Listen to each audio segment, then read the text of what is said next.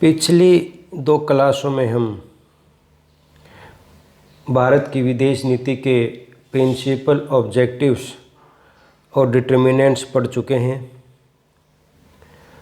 तो इस लेक्चर में हम भारत की फॉरेन पॉलिसी के हिस्टोरिकल डेवलपमेंट को पढ़ेंगे, जिसमें हम जानेंगे कि कैसे भारत की विदेश नीति डेवलप हुई है, कौन कौन सी महत्वपूर्ण घटनाएं भारत की विदेश नीति में घटी हैं और क्या क्या विदेश नीति में समय के साथ साथ चेंजेस हुए हैं या कंटिन्यूटी रही है, किस प्रधानमंत्री ने किस तरह की विदेश नीति का पालन किया।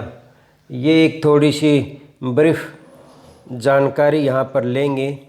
उसके बाद डिटेल में तो जब अलग अलग देशों के साथ संबंध पढ़ेंगे तो उसमें पूरी डिटेल में आएंगी भारत की विदेश नीति। तो आज हम थोड़ी सी बेसिक सी जानकारी लेते हैं, शुरू से आखिर तक कौन कौन सी घटनाएं विदेश नीति में घटी हैं। ऐसा नहीं है कि भारत की विदेश नीति की शुरुआत आज़ादी के बाद ही हुई थी। आज़ादी से पहले भी हमारे नेताओं ने, कांग्रेस के नेताओं ने, मुख्यतः जवाहरलाल नेहरू, सुभाष चंद्र बोस, महात्मा गांधी, पटेल वगैरह सभी अंतर्राष्ट्रीय विषयों में रुचि लेते थे और पहले से ही उन्होंने ये खाका तैयार करना शुरू कर दिया था कि हम आज़ादी के बाद अपनी विदेश नीति को किस तरह से डेवलप करेंगे या किन सिद्धांतों पर हमारी विदेश नीति आधारित होगी।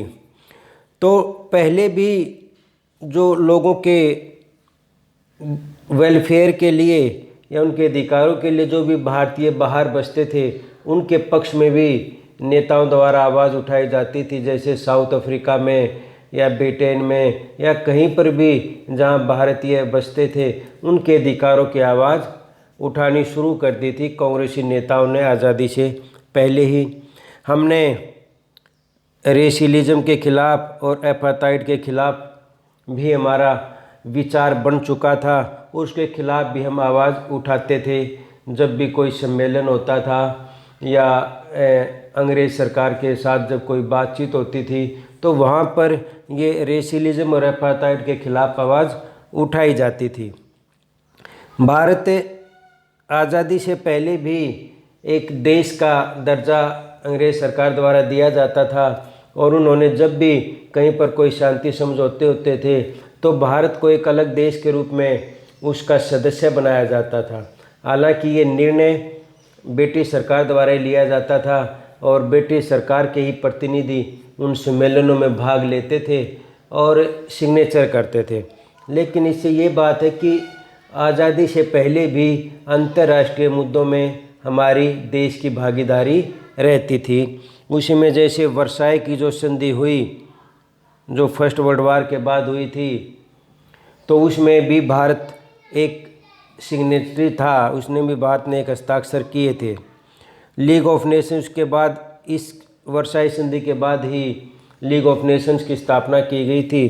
तो लीग ऑफ नेशंस जो राष्ट्रीय संघ था उसका भी भारत ओरिजिनल मेंबर था। इसके अलावा ILO की स्थापना की गई थी और permanent court of international justice की स्थापना की गई थी। इन संगठनों की स्थापना UNO से पहले ही हो चुके थे, यानी कि लीग ऑफ नेशंस के साथ ही हुई थी। इनके जब लीग ऑफ नेशंस तो असफल हो गया था, उसको तो ख़त्म कर दिया था औपचारिक रूप से सेकेंड वर्ल्ड वार के बाद और राष्ट्रसंघ की स्थापना की थी। लेकिन इसके कुछ जो एजेंसियां थी, ILO और permanent court of international justice, इनको बनाए रखा गया था। ILO को तो इसी नाम से एक स्पेशलाइज एजेंसी के रूप में UNO में शामिल कर लिया था और परमानेंट कोर्ट ऑफ जस्टिस का नाम बदलकर इंटरनेशनल कोर्ट ऑफ जस्टिस कर दिया था, अंतर्राष्ट्रीय न्यायालय, जो कि UNO का एक मेन ऑर्गन बना था बाद में। तो इनका भारत शुरू से ही सदस्य रहा है। इसके अलावा जो महिलाओं से संबंधित, महिलाओं के व्यापार को रोकने के लिए या बच्चों के संबंधित या दास्ता को रोकने के लिए जो भी अंतर्राष्ट्रीय स्तर पर समझौते होते थे, उन सभी समझौतों में भारत की भागीदारी होती थी। तो कहने का अर्थ ये है कि भारत आज़ादी से पहले भी अंतर्राष्ट्रीय मुद्दों पर चर्चा करता रहता था, चर्चाओं में शामिल होता रहता था या सम्मेलनों में भाग लेता था। जो यूएनओ की स्थापना के लिए सैन फ्रांसिस्को कॉन्फ्रेंस हुई, जिसके बाद यूएनओ की स्थापना की गई थी उस सम्मेलन के माध्यम से ही, तो उस सम्मेलन में भारत ने भाग लिया था और जो उसके जो उसके ओरिजिनल मेंबर थे उनमें भी भारत एक सदस्य उनमें था। भारत ने हमेशा, जो ब्रिटिश सरकार थी वो हमेशा सीमाओं का विस्तार करती रहती थी। कभी बर्मा पे हमला कर दिया, कभी नेपाल पे हमला कर दिया, तो या अफ़गानिस्तान पे हमला कर दिया, तो भारत इनका विरोध करता था। यानी कि भारत का मतलब उस टाइम पर जो हमारे राष्ट्रवादी नेता थे वो इस का विरोध करते थे और हमेशा कहते थे कि भारत को, भारतीय सेना को या भारत के सैनिकों को ऐसे युद्धों में नहीं धकेलना चाहिए। ऑल इंडिया कांग्रेस कमेटी की मीटिंग हुई, जो उनका सालाना मीटिंग होती थी 1921 में, तो उसमें विदेश नीति से संबंधित ये एक सहमति बनी कि हम अपने पड़ोसियों के साथ तथा दूसरे देशों के साथ फ्रेंडली रिलेशन डेवलप करेंगे। ये बाद में भी, हमारी आज़ादी के बाद भी हमारी विदेश नीति का एक सिद्धांत ये बन गया था। इसके अलावा जो अंतर्राष्ट्रीय घटनाएं घटी थी, 1892 में इथियोपिया ने इटली को हरा दिया था और जापान ने रशिया को हरा दिया था। तो इन दो घटनाओं का हमारी आज़ादी की लड़ाई पर महत्वपूर्ण प्रभाव पड़ा था। जब इथियोपिया ने इटली को हराया तो उसमें ये बात हो गई कि किसी यूरोपीय देश को या एक मजबूत देश को भी हराया जा सकता है। और ऐसे ही जब जापान ने रशिया को हराया तो ये भी आ रहा कि कोई एशियाई देश यूरोप के देश को भी, जो ताकतवर साम्राज्य था उस टाइम पे, उसको हरा सकता है। तो ये विश्वास उत्पन्न हुआ हमारे नेताओं में कि हम भी अंग्रेज़ों को हरा सकते हैं। तो इससे एक मोटिवेशन मिला था अंग्रेज़ों के खिलाफ लड़ने के लिए। तो उस वक्त भी हमारे नेता विदेशी घटनाओं पर नज़र रखते थे, उनको प्रभावित होते थे या उनसे संबंधित अपनी राय व्यक्त करते थे। तो ये तो आज़ादी से पहले की बात थी, लेकिन आज़ादी के बाद मुख्यतः हमारी विदेश नीति हमारे हाथों में आई। अब अपने देश से संबंधित सारे निर्णय हमें खुद करने थे, खुद ही फैसले लेने थे राष्ट्रहित में। पंडित जवाहरलाल नेहरू प्रधानमंत्री बने और विदेश मंत्रालय का कार्यभार भी उन्होंने खुद ही संभालते रहे थे। यानी कि उन मामलों में खुद फैसले लेते थे, खुद उनका बहुत रुचि थी। एक अंतर्राष्ट्रीय छवि थी, तृतीय विश्व को जोड़ने में या गुटनिरपेक्ष आंदोलन चलाने में पंडित नेहरू ने महत्वपूर्ण भूमिका निभाई थी। तो उन्होंने हमारी विदेश नीति के महत्वपूर्ण सिद्धांत डिसाइड कर दिए थे और देश के राष्ट्रीय हितों को ध्यान में रखते हुए हमारी फ़ॉरेन पॉलिसी को निर्धारित किया था। तो उस टाइम पे हमारी फ़ॉरेन पॉलिसी की क्या क्या विशेषता रही, कैसे कैसे डेवलपमेंट हुई, तो सबसे पहले तो जो बात है कि उसने इंडिपेंडेंट फ़ॉरेन पॉलिसी अपनाने पर जोर दिया। उसने कहा कि जैसे हमने बताया था कि कोल्ड वार में दुनिया दो ब्लॉक्स में बंटनी शुरू हो गई थी, तो भारत ने डिसाइड किया हम किसी भी ब्लॉक में शामिल नहीं होंगे, क्योंकि ब्लॉक में शामिल होने का मतलब होगा कि हमारी फ़ॉरेन पॉलिसी फिर इंडिपेंडेंट नहीं रहेगी, उस देश के या उस ब्लॉक के देशों के प्रभाव में आकर हमने अपनी विदेश नीति निर्धारित करनी पड़ेगी। तो इसमें अपनी विदेश नीति को स्वतंत्र बनाए रखने के लिए हमने किसी भी गुट में शामिल न होने का फैसला किया। भारत की विदेश नीति के सामने उस टाइम पे चुनौती थी इकोनॉमिक डेवलपमेंट की।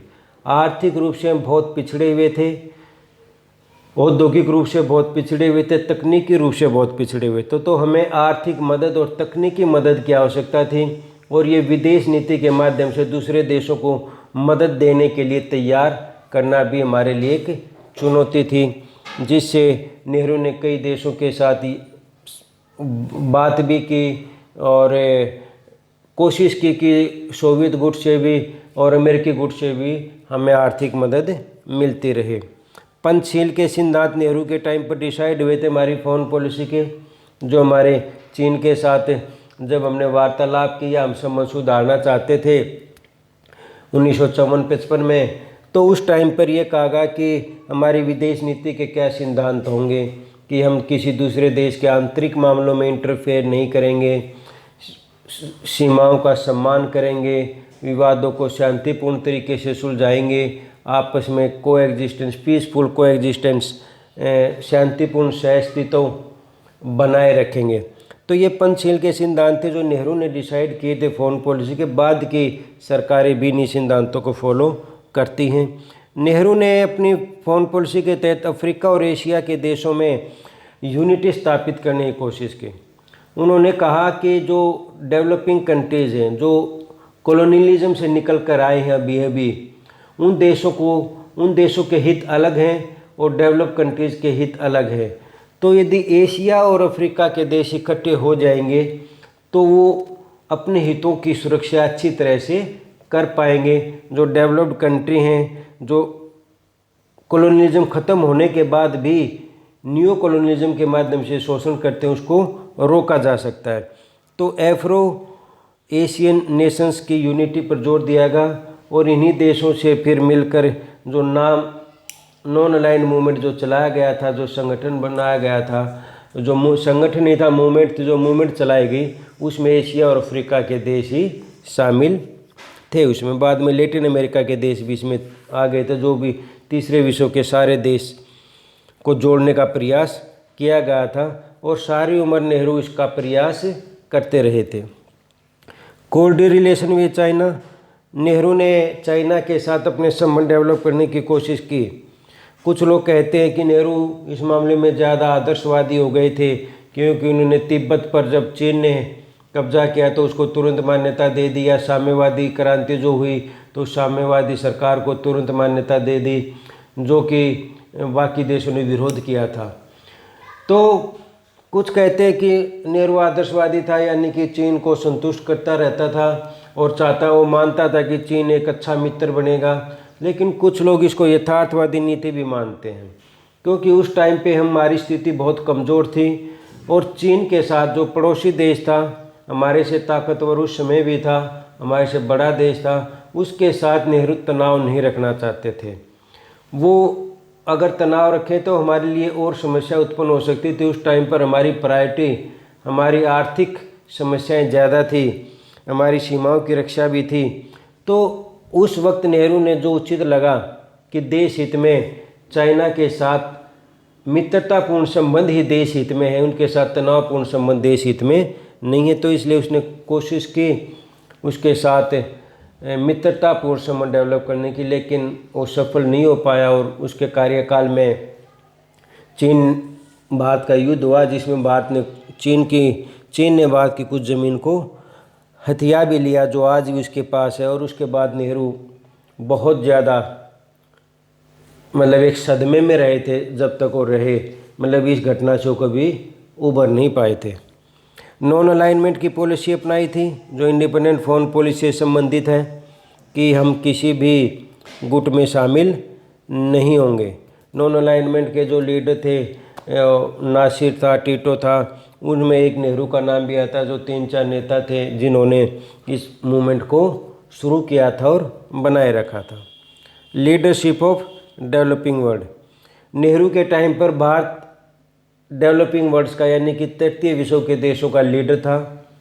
लीडरशिप भारत के पास थी। भारत मानता था कि उसका बड़ा साइज है, बड़ी जनसंख्या, बड़ा आकार है और उसको तृतीय विश्व के देशों को नेतृत्व देना चाहिए। कुछ लोग नेहरू की आलोचना इस आधार पर भी करते हैं कि उसको अपनी अंतर्राष्ट्रीय छवि की उसको ज़्यादा चिंता थी, राष्ट्रीय हितों की चिंता कम थी।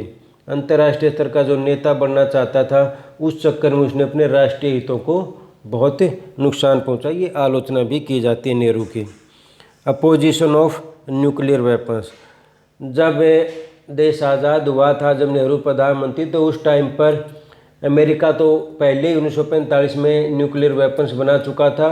फिर बहुत जल्दी यूएसएसआर ने भी न्यूक्लियर वेपन्स बना लिए। तो एक न्यूक्लियर वेपन्स की ताकतवर देशों में होड़ सी चल पड़ी थी और जो बहुत ही खतरनाक थे, जिसको हम देख चुके थे हिरोशिमा और नागासाकी में, जिनका परिणाम, जिनका रिजल्ट देख चुके थे कि कितना विनाश कर सकते हैं न्यूक्लियर वेपन्स। तो नेहरू ने उस टाइम पे ये घोषणा की थी पार्लियामेंट में भी कि मैं अपनी भविष्य की सरकारों की तरफ से भी ये घोषणा करता हूँ कि भारत कभी भी परमाणु हथियार नहीं बनाएगा।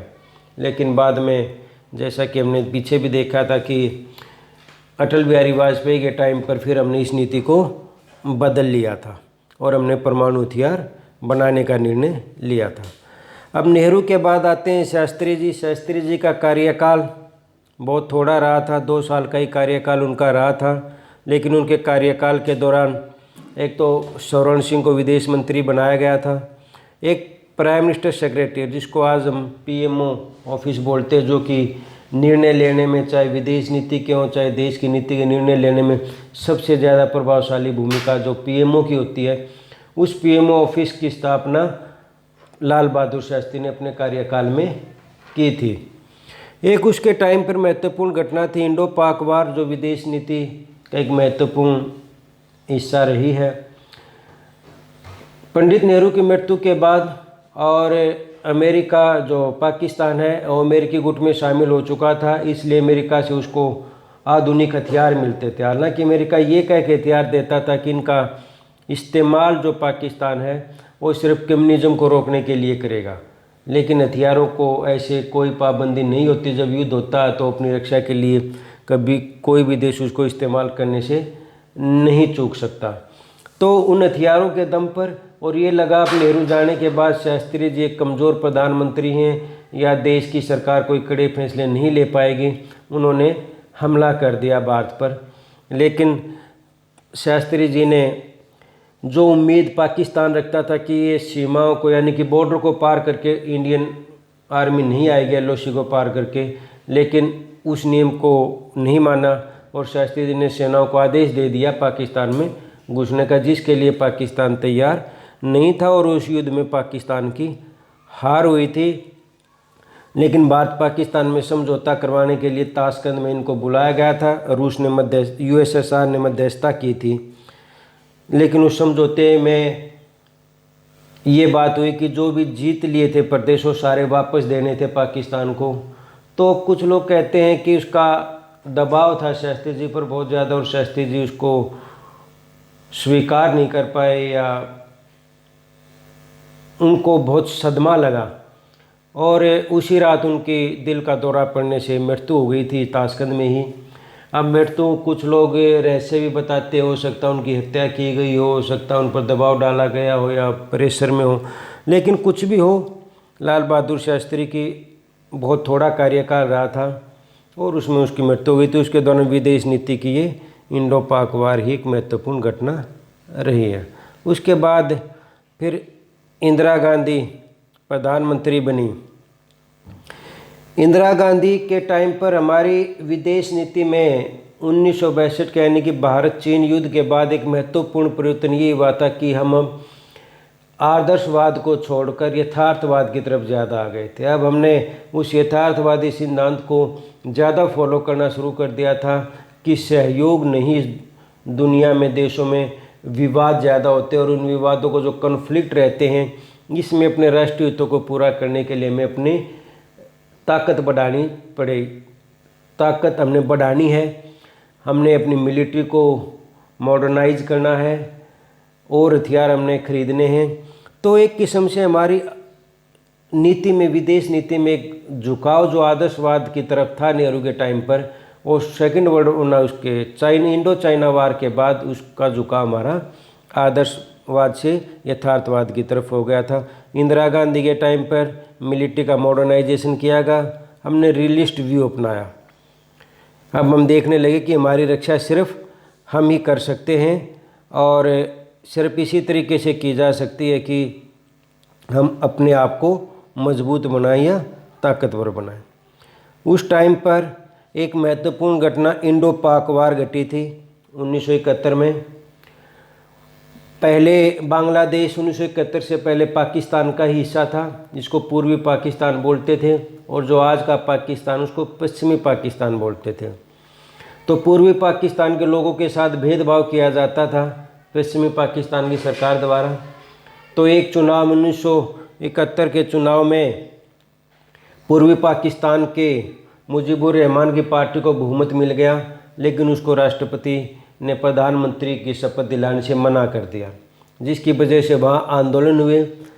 पाकिस्तान की सेना ने उस आंदोलन को दबाने के लिए प्रयास किए, जिससे बहुत सारे लोग अपनी जान बचाने के लिए, क्योंकि जो बांग्लादेश आज है, जो पहले पूर्वी पाकिस्तान था, उसकी बहुत सारी सीमाएं हमारे नॉर्थ ईस्ट के देशों से और पश्चिम बंगाल से लगती हैं। तो बहुत सारे लोग शरण लेने के लिए यहाँ पर आ गए, जिससे भारत को भी इंटरफेयर करना पड़ा इस युद्ध में, और उसकी मदद की मुजीबुर रहमान की जो मुक्ति वाहिनी सेना बनी थी। और इससे फिर पाकिस्तान का विभाजन हो गया और एक नया देश बना बांग्लादेश।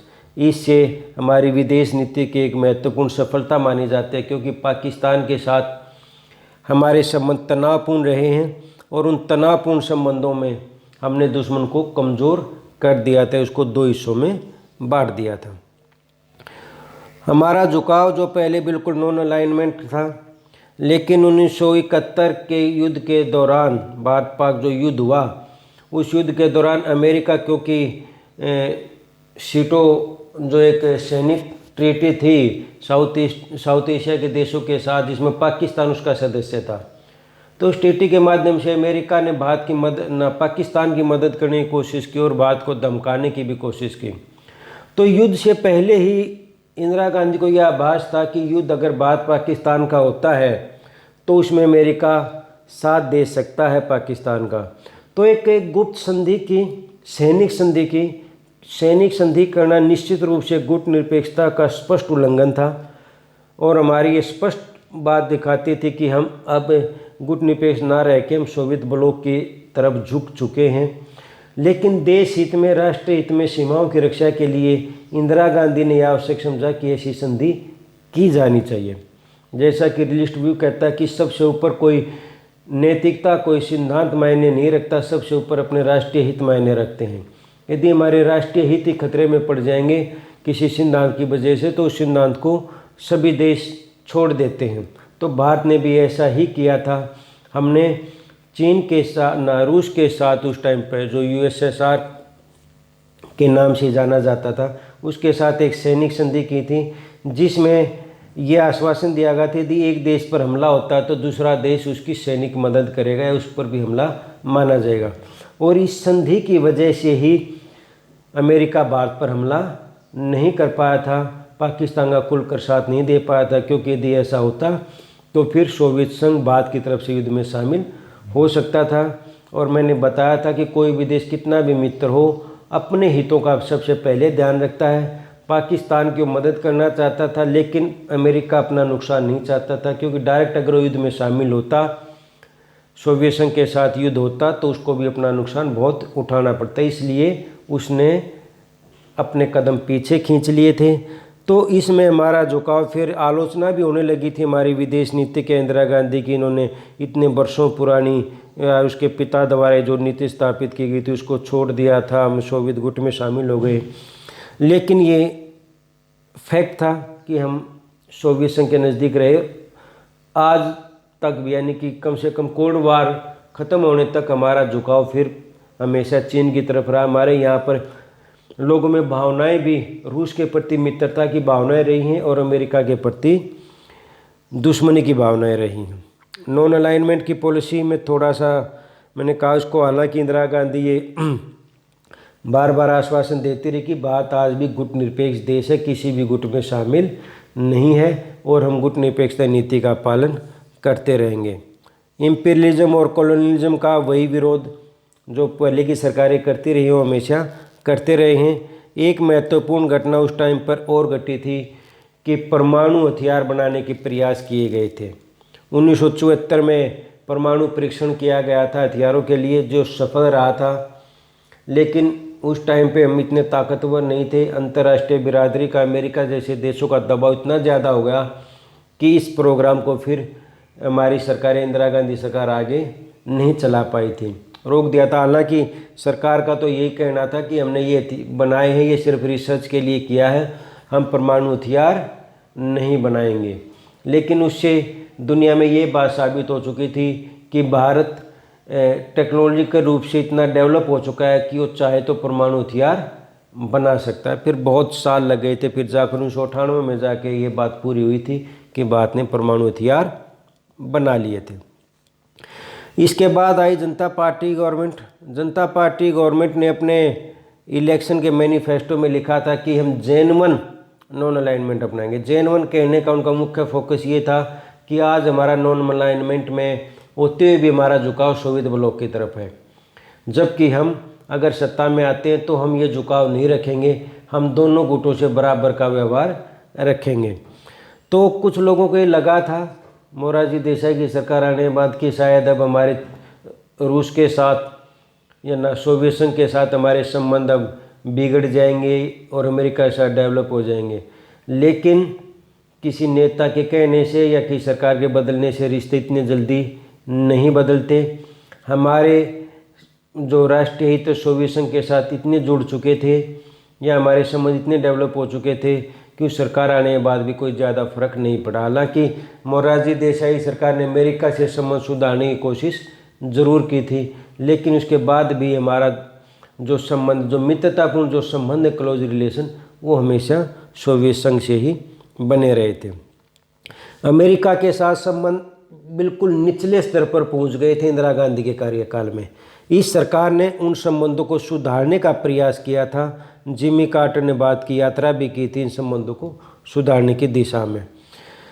और उसी दौरान हमारे जो 1962 के बाद, 1962 के चीन युद्ध के बाद हमारे चीन के साथ संपर्क बिल्कुल ख़त्म हो चुका था, रिलेशन समाप्त हो चुके थे बिल्कुल। लेकिन मोरारजी देसाई की सरकार में अटल बिहारी वाजपेयी प्रधानमंत्री विदेश मंत्री बने, तो उसके दौरान उस सरकार ने सोचा कि चीन के साथ भी संबंध, हमारा पड़ोसी देश है, उसके साथ भी संबंध डेवलप करने के प्रयास किए गए। विदेश मंत्री अटल बिहारी वाजपेयी ने चीन की यात्रा की संबंधों को सुधारने की दिशा में। लेकिन उसी दौरान चीन ने फिर वियतनाम पर हमला कर दिया था, जिसकी वजह से विदेश मंत्री जो थे हमारे अटल बिहारी जो बीच में यात्रा छोड़कर आ गए थे और ये प्रयास सफल नहीं रहा था। उसके बाद राजीव गांधी की सरकार आई। राजीव गांधी की सरकार आने तक दुनिया में परिवर्तन होने शुरू हो गए थे।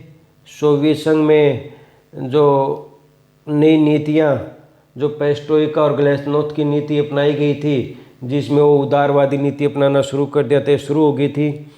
टेक्नोलॉजी डेवलप होने लगी थी। तो राजीव गांधी की सरकार में सरकार का मुख्य फोकस जो था वो टेक्निकल और इकोनॉमिक डेवलपमेंट था कि हम तकनीकी रूप से देश को विकसित करेंगे, आर्थिक रूप से विकसित करेंगे। तो इन बातों को पर फोकस किया गया राजीव गांधी की सरकार में। चाइना के साथ भी संबंध डेवलप करने की कोशिश की गई और ये कहा गया कि बॉर्डर डिस्प्यूट तो इतनी जल्दी नहीं सुलझेंगे, तो क्यों न बॉर्डर डिस्प्यूट को साइडलाइन करके दूसरे क्षेत्रों में जहां हम सहयोग कर सकते हैं वहां सहयोग स्थापित किया जाए। तो व्यापार के क्षेत्र में हमारा चीन के साथ व्यापार बढ़ना शुरू हो गया था। श्रीलंका डिस्प्यूट इसके टाइम पर महत्वपूर्ण घटना थी राजीव गांधी के कार्यकाल में।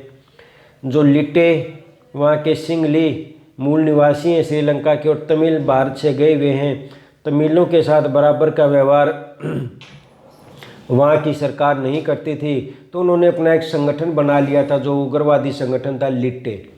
लिट्टे में और श्रीलंका सरकार में लंबे समय तक संघर्ष चला। तो दूसरे देशों के इंटरफेयर को रोकने के लिए जो श्रीलंका सरकार को मदद की आवश्यकता थी, भारत ने समझौता करवाया था लिट्टे में और श्रीलंका की सरकार में, और उस समझौते का गारंटर भारत खुद बना था उसको लागू करने के लिए। तो उसको लागू करने के लिए भारत ने अपनी सेनाएं 1985 में श्रीलंका में भेजी थी, जिसका कि लिट्टे ने विरोध किया था और जिसके विरोध स्वरूप राजीव गांधी की हत्या भी लिट्टे के ही एक आतंकवादी द्वारा कर दी गई थी। उस टाइम पर इंडियन ओशन में सुपर पावर्स ने अपने अड्डे बनाने शुरू कर दिए थे। खासकर एक द्वीप है डिएगो ग्रेसिया,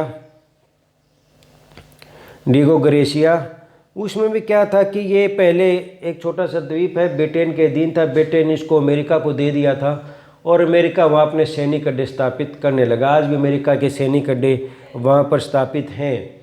तो भारत ने इसका विरोध किया कि हिंद महासागर में जो दुश्मनी या जो कंपटीशन अड्डे बनाने का चल पड़ा है या जो इंटरफेयर होने लगा महाशक्तियों का, उससे भारत की सुरक्षा को खतरा हो सकता है या भारत पर दबाव बन सकता है। भारत ने इसका विरोध करना शुरू किया। भारत आज भी डिएगो गार्सिया को लेकर उसका विरोध करता रहता है। इसके बाद फिर नरसिम्हा राव की सरकार। नरसिम्हा राव के टाइम पर सबसे ज़्यादा चेंजेज हुए थे विदेश नीति में, सबसे ज़्यादा बदलाव थे, क्योंकि अंतर्राष्ट्रीय घटनाएं बहुत ज़्यादा बदल गई थी। हमने बताया था कि उस टाइम हमारी विदेश नीति को निर्धारित करने के कुछ डोमेस्टिक फैक्टर्स हैं और कुछ डिटरमिनेंट्स इंटरनेशनल हैं। तो इंटरनेशनल लेवल पे बहुत बड़े बदलाव हुए थे। सबसे बड़ा बदलाव था कोल्ड वार की समाप्ति और यूएसएसआर का डिसइंटीग्रेशन। तो इससे एक तो शीत युद्ध खत्म हो गया, तो हमारी नीति चेंज होना जरूरी था। बहुत देशों के साथ हम संबंध डेवलप नहीं कर पाए थे कोल्ड वार की वजह से। जो अमेरिकी गुट के देश थे, खासकर साउथ ईस्ट एशिया के देश या यूरोप के देश, अब उनके साथ हमारे रास्ते खुल गए थे, अब हम संबंध डेवलप कर चुके थे। और दूसरा, हमारा एक आर्थिक संकट आ गया था उस टाइम पर देश में। आर्थिक संकट आने की वजह से हमने लोन लेने की आवश्यकता पड़ गई थी IMF से और वर्ल्ड बैंक से। लेकिन उन्होंने, जो अंतर्राष्ट्रीय संस्थाएं थी, उन्होंने लोन देने से पहले शर्तें रखी कि हम LPG की पॉलिसी को अपनाएंगे।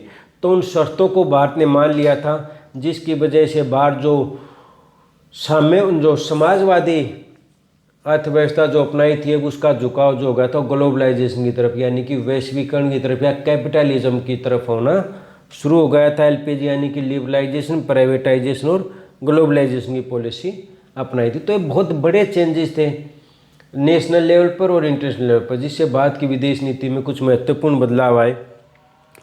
फिर भारत की विदेश नीति का एक हिस्सा बना लुक ईस्ट पॉलिसी, कि हम पूर्व की तरफ देखो। पूर्व की तरफ देखा मतलब कि हम पूर्व के देशों के, जो साउथ ईस्ट एशिया के देशों के साथ, जिसमें वियतनाम, कंबोडिया, लाओस, मलेशिया वगैरह थे, हम उनके साथ संबंध स्थापित करेंगे, जो कि हम कोल्ड वार के टाइम पर नहीं कर पाए थे, क्योंकि ये सारे देश अमेरिकी गुट के सदस्य थे और हमारा झुकाव निश्चित रूप से सोवियत ब्लॉक की तरफ था। अब मुख्य फोकस जो होने लगा पॉलिटिकल इशू या बॉर्डर इशू, क्योंकि तनाव कम हो चुका था, लड़ाई की संभावनाएं कम हो चुकी थी। शीत युद्ध खत्म होने के बाद अमेरिका एकमात्र ताकतवर देश रह गया था। तो मुख्य फोकस सभी देशों का जो था वो आर्थिक संबंधों पर, यानी कि इकोनॉमिक इशू पर बेस होने लगे। फॉरेन पॉलिसी में बहुत प्रभाव अब मिलिट्री का नहीं होकर इकोनॉमिक इशू का होना शुरू हो गया था। इजराइल के साथ संबंध डेवलप किए। पहले हमें इजराइल के साथ संबंध डेवलप नहीं थे। अरब इजराइल के तनाव की वजह से इजराइल मुख्य रूप से बहुत घनिष्ठ सहयोगी अमेरिका का रहा है। तो उसके बाद हमने इजराइल के साथ भी अपने संबंध बनाने शुरू किए थे। अफ्रीका और लैटिन अमेरिका के देशों के साथ, क्योंकि आर्थिक संबंध तो किसी के साथ भी किए जा सकते हैं, व्यापार तो कहीं से भी किसी देश से हो सकता है। पहले जो फोकस राजनीतिक संबंधों पर था या मिलिट्री संबंधों पर था, उसमें हमें इन देशों की आवश्यकता ही नहीं थी, ज़रूरत ही नहीं पड़ती थी। तो हमारे अफ्रीका और लैटिन अमेरिका के देशों के साथ ज़्यादा संबंध नहीं रहते थे। लेकिन ग्लोबलाइजेशन के पीरियड में जब पूरी दुनिया आपस में जुड़ने लगी और भारत ने भी अपने सीमाएं दूसरे देशों के व्यापार के लिए खोल दी, तो इन देशों के साथ भी संबंध डेवलप होने शुरू हो गए थे। इसी दौरान भारत ने जो सुरक्षा परिषद है यूएनओ की, उसमें परमानेंट मेंबरशिप का दावा करना शुरू कर दिया था। ये 1992 से ही शुरू हो गया था और आज तक भारत इसके लिए प्रयास कर रहा है। कई बार अमेरिका भी इसका समर्थन दे चुका है, रशिया भी दे चुका है, लेकिन बात अभी नहीं बनी है। तो ये शुरुआत डिमांड हमारी विदेश नीति में नरसिम्हा राव की सरकार के दौरान ही हुई थी। शीत युद्ध खत्म हो चुका था, मैंने बता दिया, और यूएसएसआर, ये दो घटनाएं तो थी महत्वपूर्ण, जिसकी वजह से हमारी विदेश नीति में नए नए बदलाव आए थे। उसके बाद यूनाइटेड फ्रंट गवर्नमेंट आई थी, जिसमें कुछ समय के लिए HD देवगौड़ा और कुछ समय के लिए इंदर कुमार गुजराल प्रधानमंत्री रहे थे। इंदर कुमार गुजराल, जो इसने गुजराल डॉक्ट्रिन दिया 1996 में, ये उस टाइम पर विदेश मंत्री थे HD देवगौड़ा की सरकार में। तो इन्होंने एक नया सुझाव दिया, नया सिद्धांत दिया, इसको गुजराल सिद्धांत के नाम से जो फिर फेमस हुआ, कि हमने जो अपने जो छोटे छोटे पड़ोसी देश हैं उनके साथ बिना किसी एक्सपेक्टेशन के उनकी मदद करनी चाहिए, ताकि उनका विश्वास जगे, वो हमारे ऊपर विश्वास करने लग जाएं और हमारे उनके संबंध मधुर बने और दूसरे देशों का इंटरफेयर भी इन देशों में रुक सके। तो ये एक ही घटना महत्वपूर्ण रही थी। इसके बाद फिर अटल बिहारी वाजपेयी की सरकार आई। अटल बिहारी वाजपेयी की सरकार के दौरान एक तो हमने न्यूक्लियर एक्सप्लोजन कर लिया था, यानी कि हमने परमाणु परीक्षण कर लिए थे और अब हम एक परमाणु संपन्न शक्ति संपन्न देश बन गए थे और हमने अपनी परमाणु नीति को बदल दिया था। पहले हमारी परमाणु नीति थी कि हम परमाणु हथियार नहीं बनाएंगे, सिर्फ न्यूक्लियर पावर का इस्तेमाल न्यूक्लियर एनर्जी के लिए करेंगे। लेकिन अब हमारी नीति बन गई कि हम परमाणु हथियार बनाएंगे, लेकिन सिर्फ अपने देश की रक्षा के लिए जितने परमाणु हथियार जरूरी होंगे सिर्फ उतने ही हथियार हम बनाएंगे, इससे ज़्यादा हथियार हम अब नहीं बनाएंगे। तो हमने परमाणु नीति में बदलाव किया था। ये हमारी विदेश नीति का एक महत्वपूर्ण बदलाव था। उस टाइम पर हमने कहा था कि हम पहले परमाणु हथियारों का इस्तेमाल नहीं करेंगे, ऐसे देश के खिलाफ नहीं करेंगे जिसके पास परमाणु हथियार नहीं है, और हम सिर्फ इतने ही हथियार रखेंगे जो कि हमारे देश की सुरक्षा के लिए आवश्यक है। उस टाइम पर ये तर्क दिए गए कि चीन के साथ हमारे संबंध खराब रहते हैं और चीन के पास परमाणु हथियार हैं, तो हमें अपने देश की सुरक्षा के लिए इन हथियारों की आवश्यकता है। और दूसरा, पाकिस्तान कभी भी परमाणु हथियार बना सकता है, क्योंकि ये खबर थी कि चीन उसको बहुत मदद करता है। और ये सही बात है, क्योंकि हमारे परमाणु परीक्षण करने के 2 दिन बाद ही पाकिस्तान ने भी परमाणु हथियारों का परीक्षण कर लिया, जो कि एक दिन में नहीं हो सकता था। इसका मतलब उनकी तैयारी भी पहले से ही पूरी थी। लाहौर डिक्लेरेशन, पाकिस्तान के साथ हमने संबंध सुधारने का प्रयास किया। अटल बिहारी वाजपेयी की सरकार ने कई ट्रेनें बसें भी चलाई गई। लाहौर डिक्लेरेशन भी घोषित किया गया, इसमें कहा गया कि हम एक दूसरे की सीमाओं की रक्षा करेंगे। लेकिन फिर ये बात सफल नहीं हो पाई और कारगिल युद्ध भी हो गया था। सीमाओं का उल्लंघन पाकिस्तान ने करना शुरू कर दिया। तो एक सीमित वार, कारगिल वार भी अटल बिहारी वाजपेयी के टाइम पर हुआ था, जिसमें बहुत सारे सैनिक हमारे शहीद हुए थे।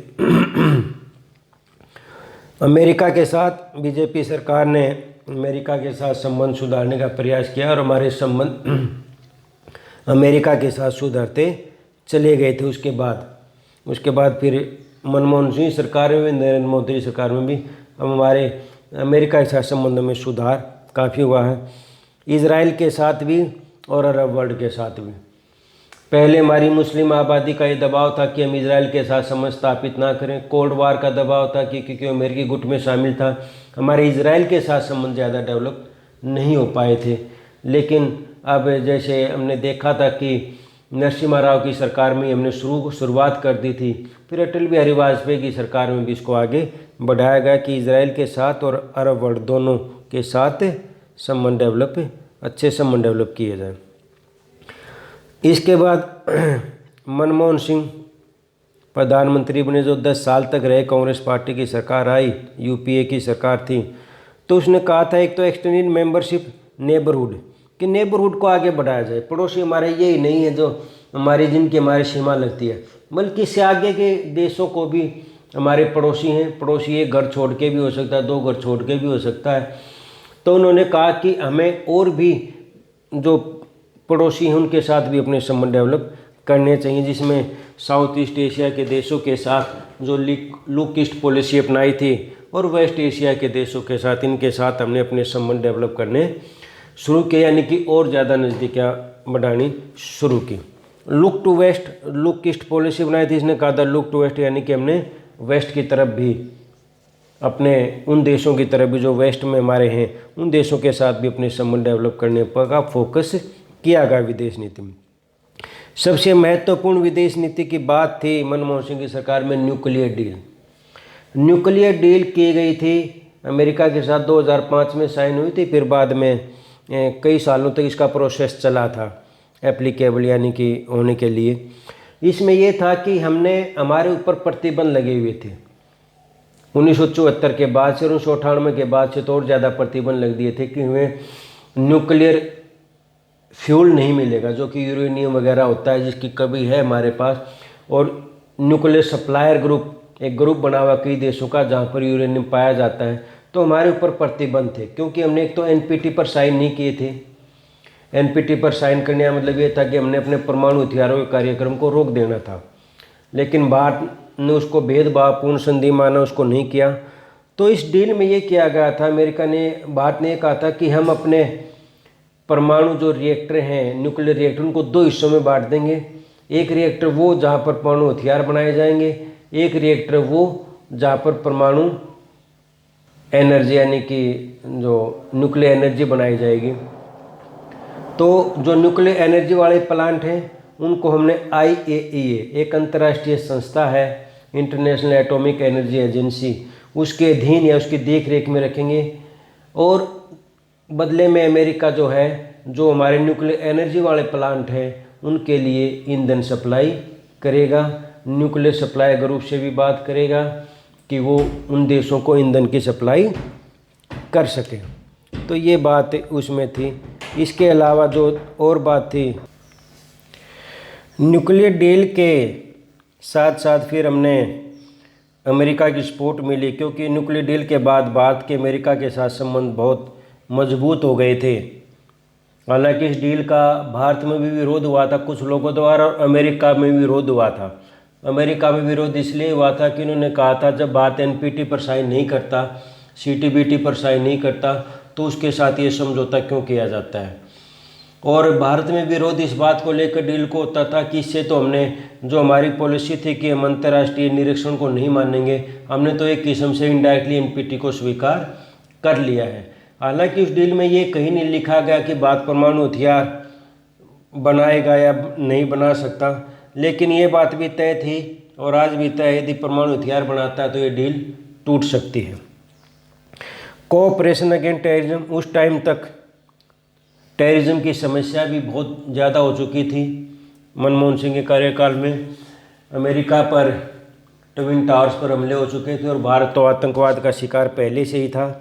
तो इसको देखते हुए दोनों ने आतंकवाद के खिलाफ लड़ने का फैसला लिया, इस क्षेत्र में सहयोग देने की बात की थी। स्ट्रेटेजिक एग्रीमेंट होने लगे। स्ट्रेटेजिक एग्रीमेंट होने का मतलब है कि सिर्फ संबंध व्यापार के, सिर्फ खरीदने बेचने के संबंध नहीं होने चाहिए। ये नहीं मैंने सामान बेच दिया उसने खरीद लिया, बल्कि स्ट्रेटेजी भी बनाई जाए किसी काम को लेकर, जैसे पर्यावरण को लेकर या आतंकवाद को लेकर या किसी दूसरे देश के प्रभाव को रोकने को लेकर। तो स्ट्रेटेजिक एग्रीमेंट हुए हमारे कई देशों के साथ, जिसमें यूएसए भी हैं, जर्मनी, रशिया भी है, यूरोपियन यूनियन से भी, जापान से भी, कई देशों के साथ। अब भारत सिर्फ लेन देन के संबंधों से आगे बढ़कर अब स्ट्रेटेजिक रिलेशनशिप डेवलप करने लगा। ये भी हमारी विदेश नीति का एक महत्वपूर्ण डेवलपमेंट रही है। इसके बाद हमारी फिर जो आज की सरकार चल रही है, नरेंद्र मोदी की सरकार, इसकी विदेश नीति तो हम पूरी डिटेल में ही पढ़ेंगे कि क्या क्या विदेश नीति में बदलाव आए हैं और क्या क्या डेवलपमेंट रही हैं। लेकिन आज यहाँ थोड़ी बेसिक जानकारी ले लेते। एक तो इसने फोकस किया कि नेबर्स फर्स्ट। जब पहली बार शपथ ली प्रधानमंत्री बनने के बाद नरेंद्र मोदी जी ने, तो उसने अपने शपथ ग्रहण समारोह में सार्क कंट्रीज को ही इनवाइट किया था। तो उसको ये दिखाना चाहता था कि हमारे लिए सबसे महत्वपूर्ण हमारे पड़ोसी हैं या हम उनके साथ संबंध सुधारने का प्रयास करेंगे।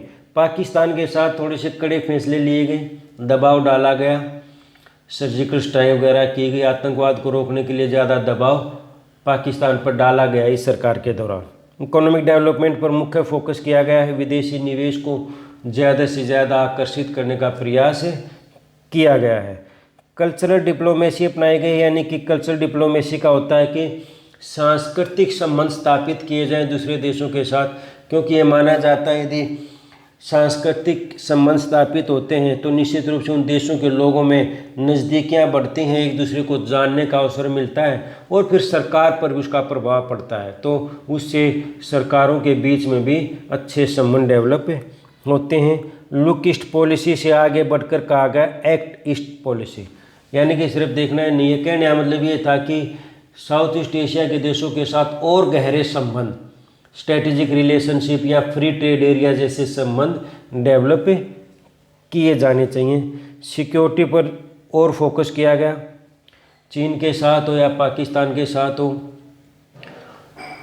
ज़्यादा फोकस किया गया कि भारत के हितों को थोड़ा सा और आक्रामक तरीके से उनकी रक्षा की जाए। डायस्पोरा से कनेक्ट होने का प्रयास किया। डायस्पोरा का मतलब है जो इंडियन ओरिजिन के लोग दूसरे देशों में बसे हुए हैं, उनके माध्यम से उन देशों के संबंध सुधारने का प्रयास किया गया, उनको देश से जोड़ने का प्रयास किया गया। उनसे कहा गया कि भारत में निवेश करें या भारत के साथ अपना लगाव ज़्यादा बढ़ाएं। तो डायस्पोरा का जब मोदी जी कहीं पर जाते हैं तो वहाँ जो भारतीय हैं उनके साथ अलग से बैठक करते हैं या उनको अलग से संबोधित करते हैं, जिनसे वो लोग अपने देश के प्रति ज़्यादा जुड़ पाते हैं।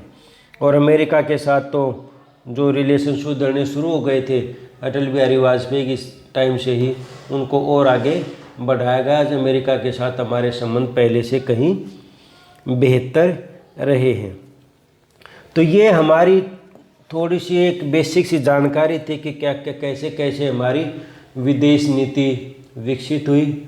आगे जो हम पढ़ेंगे पहले तो देखेंगे कि मेकिंग प्रोसेस क्या है, फिर संबंधों की अलग अलग देशों के अलग अलग संबंध हम देखेंगे। तो इसको हम यहीं पर समाप्त करते हैं।